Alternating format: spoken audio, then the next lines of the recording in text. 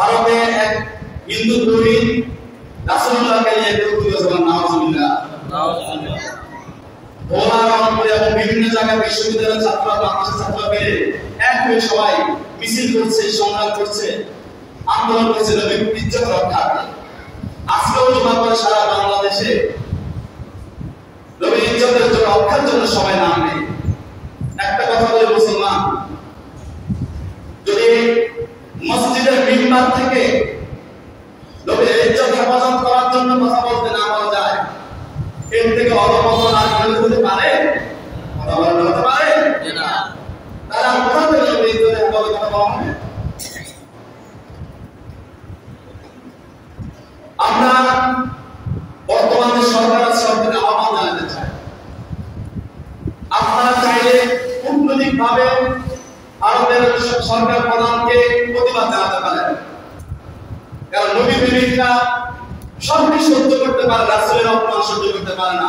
ঠিক না? রাসূলের অপমান সহ্য করতে পারে না, আল্লাহকে নিয়ে কুরুক্তি সহ্য করতে পারে না, বাবাকে নিয়ে কুরুক্তি করে গালি সহ্য করা যায়। আগে বলেছেন লা ইয়াকুনা আহাদুকুম হাত্তা আকুনা হাব্বা ইলাইহি মিন ওয়ালিদিহি ওয়া ওয়ালিদিহি ওয়ান নাসি আজমাইন। ততক্ষণ পর্যন্ত ঈমান করতে পারবে না যতক্ষণ পর্যন্ত আমি তোমার কাছে, তোমাদের কাছে, তোমার সন্তান সন্ততি পিতা মাতা বলে সমস্ত এমনকি সমস্ত মানুষ হতে আমি নবী তোমার কাছে প্রিয় হতে পারবো না। আজকে সেই নবীকে নিযুক্তি করা হয়। এগুলা তারা কিছুদিন পর পর এটা শুরু করে। শুনে মুসলমান কারো উপর অত্যাচার করে না, বাকি মুসলমানের উপর অন্যায় করে সেটা প্রতিবাদ করতে জানে। ঠিক না? আজকে নবীকে নিয়ে নিযুক্তি করা হয়েছে। আমরা সরকারের আহ্বান জানান, আপনারা কূটনৈতিকভাবে প্রতিবাদ করেন। সারা বাংলাদেশ আজকে ধাউলা করে আগুন জ্বলছে। আজকে জমা করে সারা বাংলাদেশে এইভাবে নামে, পাকিস্তান নামছে, ভারত নামছে।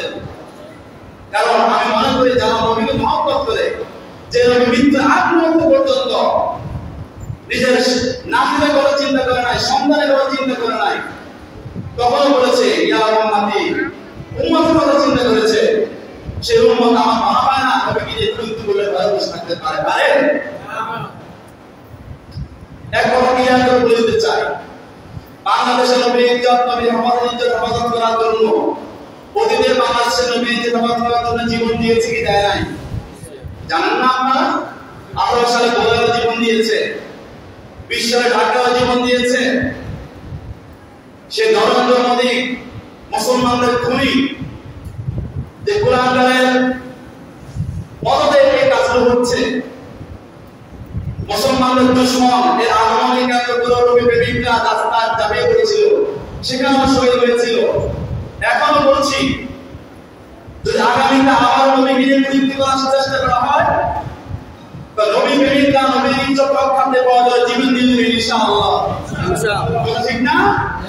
কে কে নবীর ইজ্জত রক্ষার্থে, নবী প্রেমের জীবন দিতে রাজি আছেন ইনশাআল্লাহ? নবীর ইজ্জত রক্ষার্থে পাওয়া যায় আমরা জীবন দিয়ে ইনশাআল্লাহ। তুমি আমাদের নবীর প্রেমে কবুল করো, সকলে আমিন।